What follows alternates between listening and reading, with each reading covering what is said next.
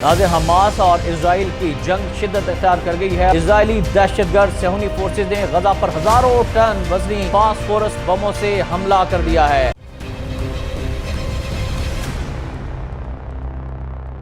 बिस्मिल्लाहिर्रहमानिर्रहीम, अस्सलाम वालेकुम नाज़रीन, आप देख रहे हैं खबर पॉइंट और मैं हूं एहतशाम रहमान। नाज़रीन, हमास और इसराइल की जंग शिद्दत इख्तियार कर गई है और गजा पर बड़े ज़मीनी हमले शुरू करने से पहले इजरायली दहशतगर्द सेहूनी फोर्सेज ने गजा पर हजारों टन वजनी फास्फोरस बमों से हमला कर दिया है। ये फास्फोरस बम है क्या, कैसे चलते हैं, इनके नुकसानात क्या होते हैं और फास्फोरस बमों पर आलमी कवानीन क्या हैं, अक़वाम मुत्तहिदा का क्या मौक़िफ़ है। आज के वीडियो में तमाम तर तफसीलात आपके सामने रखनी है। सबसे पहले तो आपको बताएं कि आज दुनिया भर में हमास की अपील पर यौम तूफ़ानुल अक्सा मनाया गया। इसराइल ने गजा पर मुकम्मल कब्जे के लिए गजा खाली करने का अल्टीमेटम देते हुए कहा है कि मुसलमान 24 घंटों में गजा खाली कर दें। उधर सेहूनी फोर्सेज ने हजारों टन बारूद और फास्फोरस बमों से गजा को मलिया मेट कर दिया है और फलस्तीनियों की शहादतों की तादाद 1500 से तजावुज़ कर चुकी है, जबकि 1300 के करीब यहूदी भी मारे जा चुके हैं। ह्यूमन राइट्स वॉच ने 12 अक्टूबर को बताया था कि गजा और लबनान के मुख्तलिफ हिस्सों में इसराइल की जानिब से सफ़ेद फास्फोरस बमों का इस्तेमाल किया जा रहा है। नाज़रीन, ये सफ़ेद फास्फोरस बम एक ऐसा कीमियाई हथियार है जो बड़े पैमाने पर तबाही फैलाता है। ह्यूमन राइट्स वॉच के मुताबिक इसने लबनान और गजा में 10 और 11 अक्टूबर के हमलों की फुटेज की जांच पड़ताल के बाद सफ़ेद फास्फोरस बमों के इस्तेमाल की तस्दीक की है।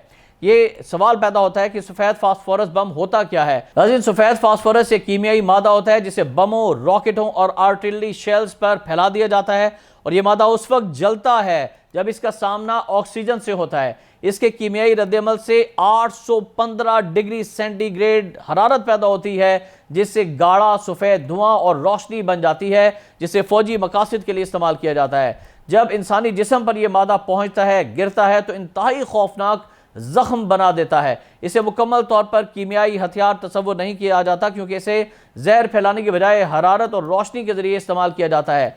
सफ़ेद फास्फोरस से लहसन जैसी तेज बू खारिज होती है। और नाज़रीन, अब आपको बताते हैं कि इसे इस्तेमाल कैसे किया जाता है। सफ़ेद फास्फोरस को मुश्किल ज़मीनी ऑपरेशन के दौरान फौजी नकलो हमल को छुपाने के लिए इस्तेमाल किया जाता है। इसके इस्तेमाल से रात या दिन में इतना धुआं फैल जाता है कि फौजियों की नकलो हरकत देखना मुश्किल होता है। दरहकीकत ये धुआं इंफ्रा रेड और हथियारों के ट्रैकिंग सिस्टम्स के अफ़ाल भी मुतासिर कर देता है।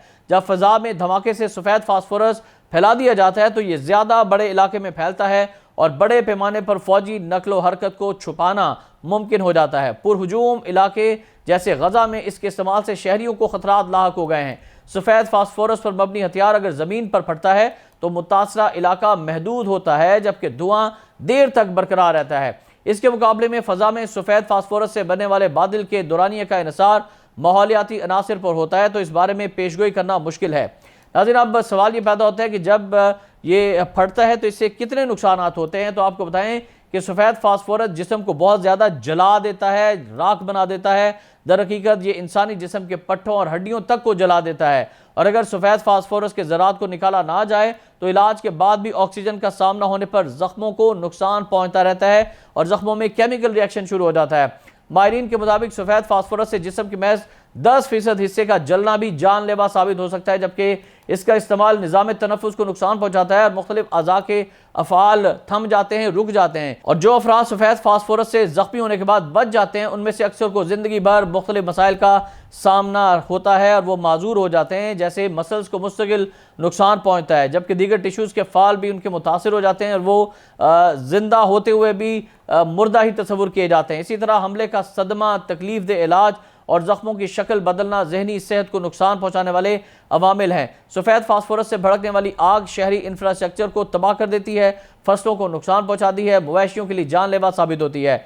अगर मुतासरा फरीक को दस्तियाब तिबी सहूलियात महदूद हों तो बहुत ज़्यादा जानी नुकसान हो सकता है। और नाज़रीन, अब आपको इस बारे में बताएं कि बैनुल-अक़वामी क़वानीन इस बारे में क्या कहते हैं। बैनुल-अक़वामी क़वानीन के तहत जंगी इलाकों में तो इसे इस्तेमाल किया जा सकता है, मगर अक़वाम मुत्तहिदा के रवायती हथियारों के कन्वेंशन के मुताबिक आम शहरियों के करीब सफ़ेद फास्फोरस पर मबनी हथियारों के इस्तेमाल पर पाबंदी आयद की जा चुकी है, मगर इसराइल ने इस कन्वेंशन पर दस्तखत ही नहीं कर रखे। इसराइल इससे पहले 2008 में भी सफ़ेद फास्फोरस पर मबनी हथियार गजा ही के इलाकों में इस्तेमाल कर चुका है और इस वक्त इसराइली फ़ौज का ये कहना था कि इन हथियारों का इस्तेमाल महज धुआं फैलाने के लिए इस्तेमाल किया गया, मगर इसके नतीजे में दर्जनों शहरी जो हैं वो शहीद हो गए थे, जबकि शहरी इंफ्रास्ट्रक्चर को भी नुकसान पहुंचा था और अभी भी इसराइल जो ये फास्फोरस बम इस्तेमाल कर रहा है इंतहाई ख़तरनाक है। इससे सैकड़ों की तादाद में फ़लस्तीनी जो है वो जामे शहादत नोश कर चुके हैं और ये जंगी कवानीन की खुला खिलाफ वर्जी की जा चुकी है।